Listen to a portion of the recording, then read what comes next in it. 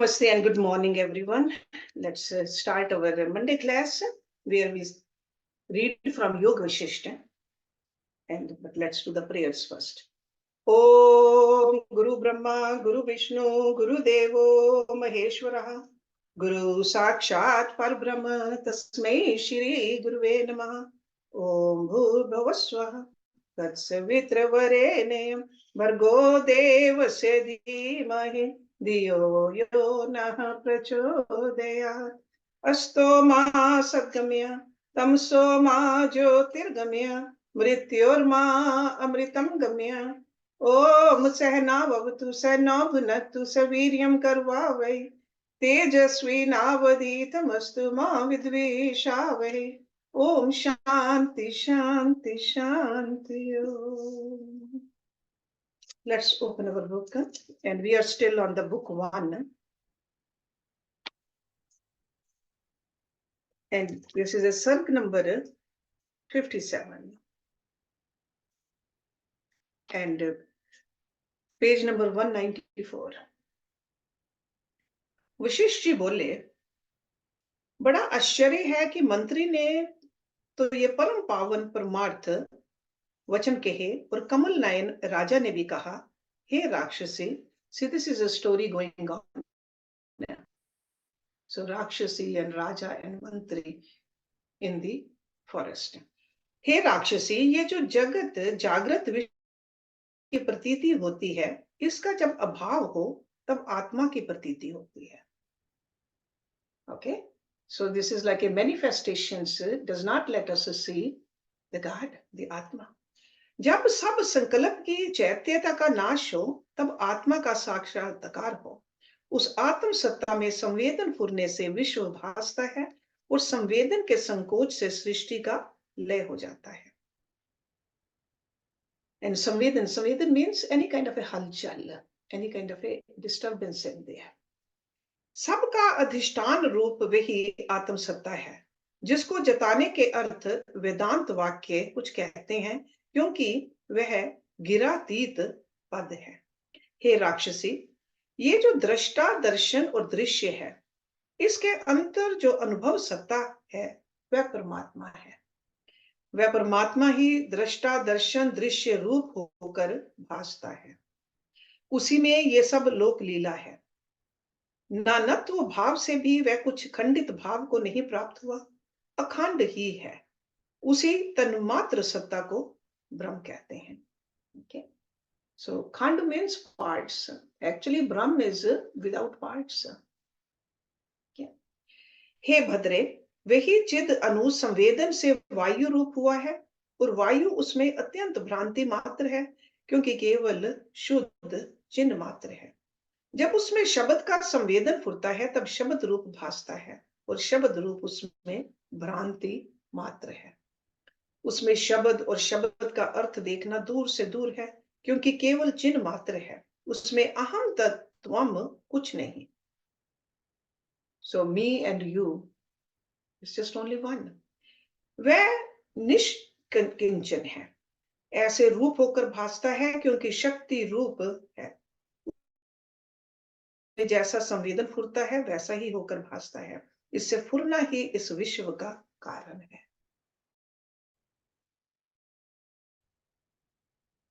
उसको किसी ने पाया तो उसने कुछ नहीं पाया और सब कुछ पा लिया. पाया तो इस कारण नहीं कि आगे भी अपना आप था, और सब कुछ इस कारण पाया कि आत्मा को पाने से कुछ और प्राप्य शेष नहीं रहता. हे राक्षसी, अज्ञान रूपी वसंत ऋतु में जन्मों की परंपरा बेली तब तक बढ़ती जाती है जब तक इसका काटने वाला बोध रूपी खड़ग नहीं प्राप्त हुआ. जब बोध रूपी खड़ग प्राप्त होता है, बोध रूपी, that means knowledge, the pure knowledge, and khadag is like an axe. The same example Lord Krishna gave in Bhagavad Gita, the axe of knowledge. तब जन्म रूपनी बेली को काटता है.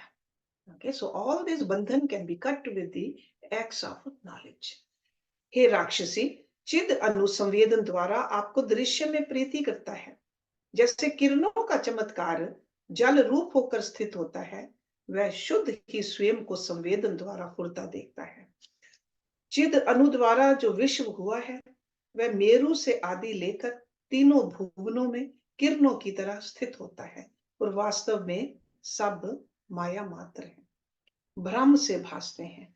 जैसे स्वप्न में रागी को स्वप्न स्त्री का आलिंगन होता है, वैसे ही वह संसार मन के फुरने से भासता है, जो भ्रम मात्र है। हे राक्षसी, सर्वशक्ति रूप आत्मा में जैसे सृष्टि का आदि फुरना हुआ है, वैसा ही रूप होकर भासने लगता है। वो जैसे संकल्प किया है वैसे ही स्थित हुआ है। इससे सब जगत संकल्प मात्र है। जिसमें बालक का मन लगता है वैसा ही रूप उसको भासता है। ऐसे ही संवित के आश्रय जैसा संवेदन फुरता है, वैसा ही रूप को भासता है। हे राक्षसी, चिद अनु परमाणु से भी सूक्ष्म है और उसने ही सब विश्व को पूर्ण किया है। और सब विश्व अनंत रूप आत्मा है, उसमें संवेदन से विश्व की रचना हुई है। नट नायक जैसे बालक को नेत्रों से जताता है, वैसे वह नृत्य करता है। वो जब वह ठहर जाता है तब ये भी ठहर जाता है। वैसे ही चित्त के अवलोकन से स्मेरु से तृण पर्यंत विश्व नृत्य करता है। जैसे चित्त संवेदन अनंत शक्ति आत्मा में फुरता है, वैसे होकर भासता है। हे राक्षसी, आत्म सत्ता देश काल और वस्तु के परिच्छेद से रहित है। इस कारण सुमेरु आदि से भी स्थूल है। उसके सामने सुमेरु आदि तृण के समान है और बाल के अग्र के सहस्रों भाग से भी शून्य है। अल्पता से ऐसा सूक्ष्म नहीं, जिसमें सरसों का दाना भी सुमेरुवत स्थूल है। माया की कला बहुत सूक्ष्म है, उससे भी चिद अनु सूक्ष्म है, क्योंकि निर्मायक पद परमात्मा है।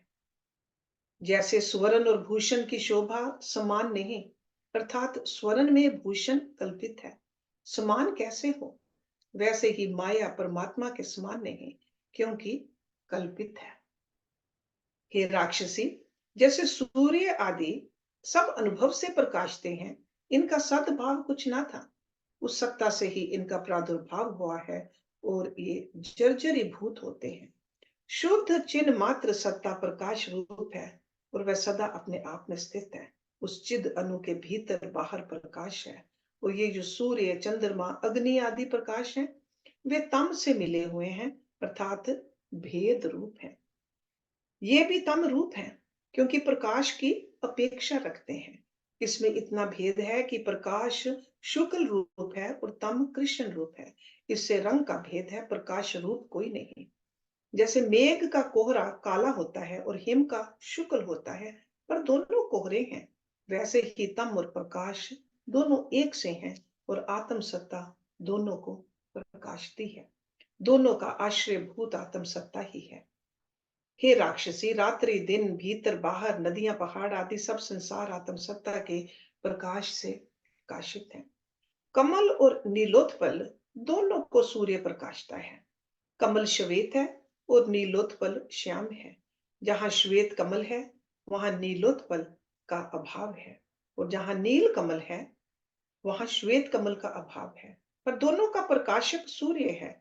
ऐसे ही तम और प्रकाश दोनों का प्रकाशक चिद आत्मा है। जैसे रात्रि और दिन दोनों सूर्य से सिद्ध होते हैं, वैसे ही तम और प्रकाश दोनों आत्मा से सिद्ध होते हैं। जैसे दिन तब कहता है जब सूर्य उदित होता है, और जब सूर्यास्त होता है तब रात्रि होती है। आत्मा वैसे ही नहीं।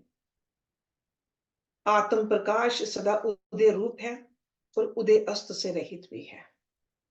उसके बिना कुछ सिद्ध नहीं होता। सबका प्रकाश चिद अनु ही है। हे राक्षसी, उस अनु के भीतर विचित्र अनुभव अनु है। जैसे वसंत ऋतु में पत्ते फूल फल और टास होते हैं, वैसे ही चिद अनु में सब अनुभव अनु होते हैं। जैसे एक बीज से अनेक पेड़ क्रम से हो जाते हैं, वैसे ही एक चिद अनु से अनेक अनुभव अनु होते हैं। कई व्यतीत हुए, कई वर्तमान हैं और कई होंगे। जैसे सागर में तरंगे होती हैं, कई अब हैं और कई आगे होंगी, वैसे ही आत्मा में तीनों काल की सृष्टि बरतती है।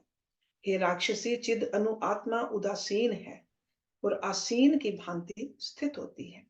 सबका कर्ता भी है और भोगता भी है, और उसका स्पर्श किसी से नहीं किया जाता। संसार की सत्यता उसी से उदित होती है। इस कारण वह सबका करता है और सबका अपना आप है। इससे सबको भोगता है। वास्तव में ना कुछ उत्पन्न है और ना लीन होता है। चिन्ह मात्र सत्ता ज्यों की त्यों सदा अपने आप में स्थित है और अखंड और सूक्ष्म है। इस कारण किसी से स्पर्श नहीं किया जाता है। हे राक्षसी, जो संसार दिखाई पड़ता है वह सब आत्म रूप है। आत्मा और संसार में कुछ भेद नहीं। आत्मा और संसार कहने मात्र के दो नाम हैं, वास्तव में एक आत्मा ही है। आत्मा का चमत्कार ही संसार रूप होकर भासता है। वास्तव में संसार कुछ उद्भूत नहीं, चिन्ह मात्र सत्ता सदा अपने आप में स्थित है। और जो कुछ कहना है वह उपदेश के निमित्त है। वास्तव में दूसरी कुछ वस्तु नहीं बनी। तीनों लोक चिद आकाश रूप है। हे राक्षसी, दृष्टा जब दृश्य पद को प्राप्त होता है तो स्वाभाविक ही अपने भाव को नहीं देखता। जैसे नेत्र जब घट को देखता है तब घट ही भासता है, अपना नेतृत्व भाव दृष्टि में नहीं आता। वैसे ही दृश्य के होते दृष्टा नहीं भासता, और जब दृश्य नष्ट होता है तब दृष्टा भी अवास्तविक है, क्योंकि दृष्टा भी दृश्य के संबंध से कहते हैं। जब दृश्य नष्ट हो जाए तब दृष्टा किसको कहा जाए? दृश्य विषय भूत वह होता है जो अदृश्य है, वह विषय भूत किसी का नहीं। इस कारण उसमें और कोई कल्पना नहीं बनती और यह संसार भी उसका ही आभास है। हे राक्षसी, जैसे भोगता बिना भोग नहीं होते, वैसे ही दृष्टा बिना दृश्य नहीं होता। जैसे पिता बिना पुत्र नहीं होता, वैसे ही एक बिना द्वैत नहीं होते। हे राक्षसी, दृष्टा को दृश्य उपजाने का समर्थ्य है, दृश्य को दृष्टा उपजाने का समर्थ्य नहीं, क्योंकि दृश्य जड़ है। जैसे सोने से भूषण बनता है पर भूषण से सोना नहीं बनता, वैसे ही दृष्टा से दृश्य होता है, दृश्य से दृष्टा नहीं होता। हे राक्षसी, सोने में जैसे भूषण है, वैसे ही दृष्टा में जो दृश्य है वह भ्रम रूप है, इसी से जड़ रूप है। जब दृष्टा दृश्य को देखता है तब दृश्य दृश्य भासता है, दृष्टा भाव नहीं भासता। और जब दृष्टा अपने स्वभाव में स्थित होता है तब दृश्य नहीं भासता। जैसे जब तक भूषण बुद्धि होती है तब तक स्वर्ण नहीं भासता, भूषण ही भासता है। जब स्वर्ण का ज्ञान होता है तब स्वर्ण होकर भासता है, भूषण नहीं भासता। एक सत्ता में दोनों नहीं सिद्ध होते। जैसे अंधकार में किसी पुरुष को देखकर उसमें पशुत्व भ्रम हो, तो जब तक पशु बुद्धि होती है तब तक पुरुष का निश्चय नहीं होता, और जब निश्चय करके पुरुष जाना तब फिर पशु बुद्धि नहीं रहती। वैसे ही जब दृष्टा दृश्य को देखता है तब दृष्टा भाव नहीं भासता, दृश्य ही भासता है। जैसे रस्सी के ज्ञान से सांप का अभाव हो जाता है, वैसे ही बोध होने पर दृश्य का अभाव होता है। तब एक परमात्म सत्ता ही भासती है, दृष्टा संज्ञा भी नहीं रहती। जैसे दूसरे की अपेक्षा से एक कहाता है और दूसरे के अभाव से एक एक नहीं कह सकते, वैसे ही दृश्य के अभाव से दृष्टा कहना नहीं रहता। केवल शुद्ध संवित मात्र पद शेष रहता है जो अवर्णनीय है। जैसे दीपक पदार्थों को प्रकाशता है, वैसे ही दृष्टा दर्शन और दृश्य को प्रकाशता है, और बोध से मातृ मान और मैं त्रिपुटी लीन हो जाती है। जैसे स्वर्ण के जानने से भूषण की कल्पना का अभाव हो जाता है, वैसे ही ज्ञान से त्रिपुटी का अभाव हो जाता है, केवल शुद्ध अद्वैत रूप रहता है। So Triputi, this word we already know from other scriptures also. Triputi, three. Okay. So darshan, drashta and दृश्य, त्रिपुटी। हे राक्षसी, परमाणु जो अत्यंत निस्वाद रूप है वह सर्व स्वादों को उत्पन्न करता है। जहां रस सहित होता है वह चिद अनु करके होता है। जैसे प्रतिबिंब नहीं होता, वैसे ही सब स्वाद चिद अनु बिना नहीं होते। सबको रस देने वाला चिद अनु ही है। आत्म भाव से सबका अधिष्ठान है और सूक्ष्म से सूक्ष्म है, इससे निस्वाद है। वह चिद अनु अपने को छिपा नहीं सकता, सब संसार को उसने आवृत कर रखा है और आप किसी से मूंदा नहीं जाता।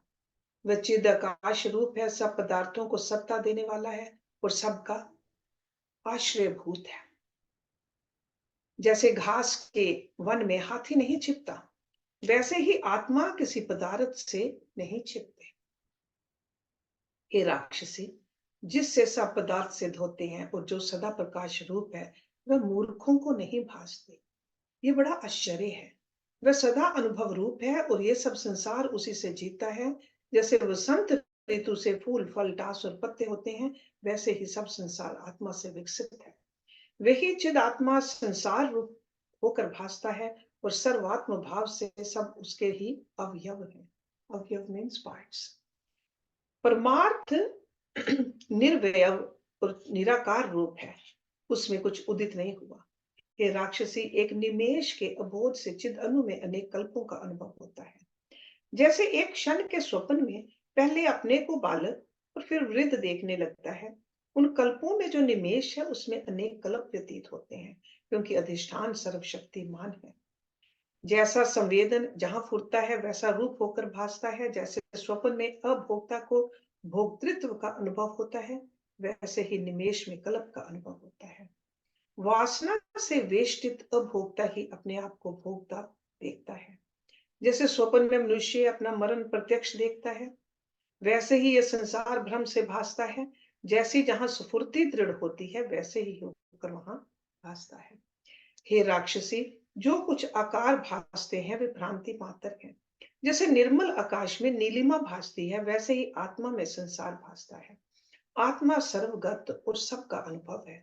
हे राक्षसी, उसमें व्याप्य व्यापक भाव भी नहीं, क्योंकि सर्व आत्मा है और सर्व रूप भी वही है। जब शुद्ध चित्त संवित संवेदन में फुरता है, तब पृथक पृथक भाव चेतता है। इच्छा से जिस पदार्थ की उपलब्धि होती है, उसमें व्याप्य व्यापक भाव की कल्पना होती है। वास्तव में जो इच्छा है वही पदार्थ है। जैसे जल में द्रवता होती है और उससे लहर फेन और बुलबुले होते हैं, जो सब जल रूप है, जल से भिन्न नहीं, वैसे ही इच्छा से उत्पन्न पदार्थ आत्म रूप है, उससे भिन्न नहीं।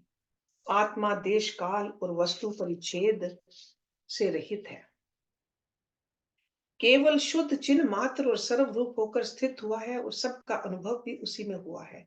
वह तो शुद्ध सत्ता मात्र है, उसमें द्वैत कल्पना कैसे कहें।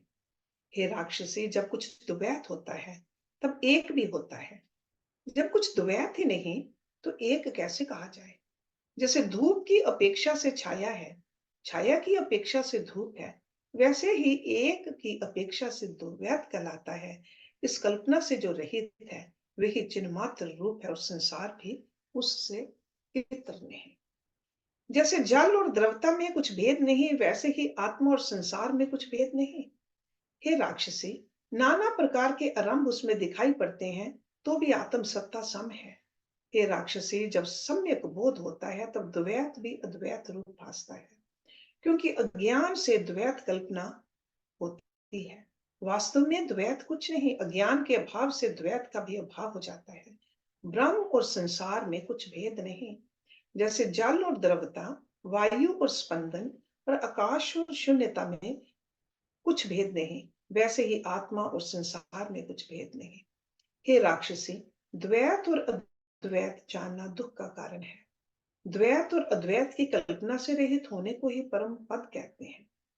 दृष्टा रूप जो संसार है वह चिद परमाणु में स्थित है, उसमें स्मेरु आदि स्थित है। बड़ा विस्मय है कि माया से चिद परमाणु में त्रिलोकियों की परंपरा स्थित है। इसी से असंभव रूप और माया में है। जैसे बीज में पेड़ स्थित है, वैसे ही चिद अणु में संसार स्थित है। जैसे शाखा पत्ते फूल और फल से बीज अपना बीजत्व नहीं त्यागता और अखंड रहता है, वैसे ही चिद अणु के भीतर संसार का विस्तार है और वह अनुत्व भाव नहीं त्यागता, अखंड ही रहता है। हे राक्षसी, जैसे बीज परिणाम में वृक्ष भाव को प्राप्त होता है, वैसे ही चिद अणु भी परिणाम से संसार रूप हो जाता है।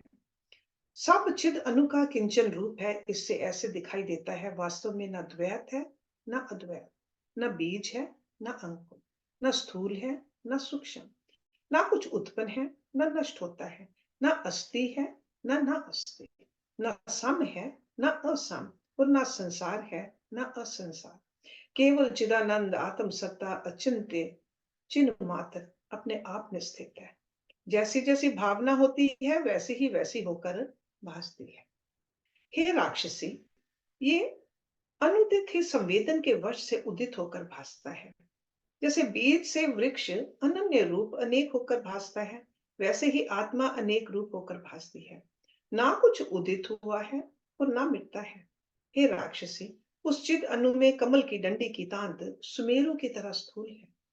जैसे कमल की डंडी की तांत से सुमेरु स्थूल है, वैसे ही चिद अणु से कमल की डंडी स्थूल है और दृश्य रूप है, पर चिद अणु दृश्य और मन सहित इंद्रिय कुल का विषय नहीं।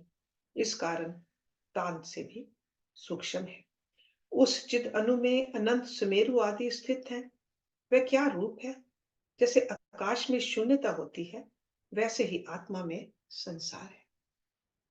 हे राक्षसी, जिसको आत्मा का बोध हुआ है, उसको संसार सुषुप्ति की तरह भासता है। You remember those different levels of consciousness? सुषुप्ति। वह आत्म सत्ता अद्वैत रूप और परिणाम से रहित है। उसमें मुक्त पुरुष सदा स्थित है। परमार्थ से संसार भी ब्रह्म रूप है, भिन्न भाव कुछ नहीं। वशिष्ठ बोले, हे राम जी, इस प्रकार राजा के मुख से सुनकर कर्कटी ने वन के मरकटी रूप जीवों को मारने की चपलता त्याग दी। Because that Rakshasi, her name is Karkati. So she was killing everybody. So जीवों के मारने की चपलता त्याग दी और भीतर से शीतल होकर विश्राम पाया। So that was the effect of all this knowledge on her. जैसे वर्षा काल में म्यूरी प्रसन्न होती है, चंद्र को देखकर कुमुद प्रफुल्लित होते हैं और मेघ के शब्द से बगुली गर्भवती होती है, वैसे ही राजा के वचन सुनकर करकटी परम आनंदित हुई और बोली, बड़ा विस्मय है, बड़ा आश्चर्य है। हे राजन, तुमने महापावन वचन कहे। See, if this kind of a knowledge can affect this way on this Rakshasi, so that's why knowledge is important. Okay, that's why it's called the axe, which can destroy the ignorance. जैसे वर्षा काल में मयूरी प्रसन्न होती है, चंद्र को देखकर कुमुद प्रफुल्लित होते हैं और मेघ के शब्द से बगली गर्भवती होती है, वैसे ही राजा के वचन सुनकर करकटी परम आनंदित हुई और बोली, बड़ा विस्मय है, बड़ा आश्चर्य है। हे राजन, तुमने महापावन वचन कहे। इससे मैंने तुम्हारा विमल बोध देखा, जो अमृत सार और सम रस से पूर्ण, शुद्ध और राग द्वेष आदि मल से रहित है। जैसे पूर्णिमा का चंद्र शीतल अमृत से पूर्ण और शुद्ध होता है, वैसे ही तुम्हारा बोध है। विवेकी संसार में ऊंचे हैं। जैसे शशि को देखकर कमलनी प्रफुल्लित होती है। कमलनी इज द लोटस फ्लावर। कमलनी फूलों से मिलकर वायु सुगंधवान होता है और सूर्योदय होने से सूर्यमुखी पुष्प खिल उठते हैं, वैसे ही संतों की संगति से बुद्धि सुख पाती है। हे राजन, वह कौन है जो दीपक हाथ में लेकर गड्ढे में गिरे, और वह कौन है जो दीपक हाथ में लेकर तम देखे? तम मीन्स अंधकार। So if you have a light in your hand, you will see the light outside too. ऐसे ही वह कौन है जो संतों की संगति करे और दुखी रहे? See, that's why they say that संग का रंग. So if we are in the company of good people, sure, that will affect us too. संतों की संगति से सभी दुख नष्ट होते हैं। हे राजन, तुम इस वन में किस प्रयोजन से आए हो? तुम तो पूजनीय हो। राजा बोले, हे राक्षसी, मेरे नगर में जो मनुष्य रहते हैं, उनको एक विसूचिका व्याधि रोग लगा है और उससे वे बहुत कष्ट पाते हैं। औषधि भी हम बहुत कर रहे हैं, पर दुख दूर नहीं होता। हमने सुना है कि एक राक्षसी जीवों को कष्ट देती है और उसका एक मंत्र भी है, उस मंत्र के पढ़ने से निवृत्त हो जाती है। इसलिए उस तुम जैसी राक्षसियों के मारने के हेतु मैं रात्रि को वीर यात्रा पर निकला हूं। जो वह राक्षसी तू ही है, तो हमारा तेरा संवाद भी हो चुका है। उसको आत्मसात करके प्राणियों की हिंसा करना छोड़ और किसी को कष्ट ना दे। राक्षसी बोली, हे राजन, तुमने सत्य कहा। अब मैंने हिंसा का त्याग किया और अब किसी जीव को ना मारूंगी। राजा बोले, हे राक्षसी, तूने तो कहा कि मैं अब किसी जीव को ना मारूंगी, पर तेरा आहार तो जीव है। जीवों को मारे बिना तेरे शरीर का निर्वाह कैसे होगा? राक्षसी बोली, हे राजन, सहस्र वर्ष में समाधि में स्थित रही और जब समाधि खुली तब मुझे भूख लगी। अब मैं हिमालय पर्वत की कंदरा में जाकर निश्चल समाधि में, जैसे मूर्ति लिखी होती है, वैसे ही स्थित होंगी और जब समाधि से उतरूंगी तब अमृत की धार में विश्राम करूंगी। जब उससे उतरूंगी तब शरीर का त्याग करूंगी, परंतु हिंसा ना करूंगी। हे राजन, जिस प्रकार मैंने हिंसा को अंगीकृत किया था वह सुन। मुझको बड़ी क्षुधा लगी। So she's telling her story. How did I start killing people? मुझको बड़ी क्षुधा लगी, तब उसके निवारणार्थ में, so क्षुधा, I'm sure you all know that means hunger, क्षुधा। मैं हिमालय पर्वत के उत्तर शिखा पर वन में एक सोने की शिला के पास लोहे के खंभे की भांति जीवों के नाश के लिए तप करने लगी। और जब बहुत वर्ष व्यतीत हुए तब ब्रह्मा जी ने मनोवांछित वर मुझको दिया। तब मेरे दो शरीर हुए, एक आधारभूत सूर्य की तरह और दूसरा पुर्यष्टक, और मैं विसूचिका नामनी राक्षसी हुई। उस शरीर से मैं अनेक जीवों के भीतर जाकर उनको भक्षती रही, परंतु ब्रह्मा जी ने मुझसे कहा था कि जो गुणवान होंगे और जो ओम मंत्र पढ़ेंगे उन पर तेरा बल ना चलेगा, तू निवृत्त हो जाएगी। हे राजन, उसी मंत्र का उपदेश अब तुम भी अंगीकृत करो। उस मंत्र के पाठ से सबके रोग नष्ट होंगे। ब्रह्मा जी का जो उपदेश है उसको तुम नदी के तट पर जाकर और पवित्र होकर शीघ्र ही ग्रहण करो। उसके पाठ से तुम्हारी प्रजा का दुख नष्ट हो जाएगा।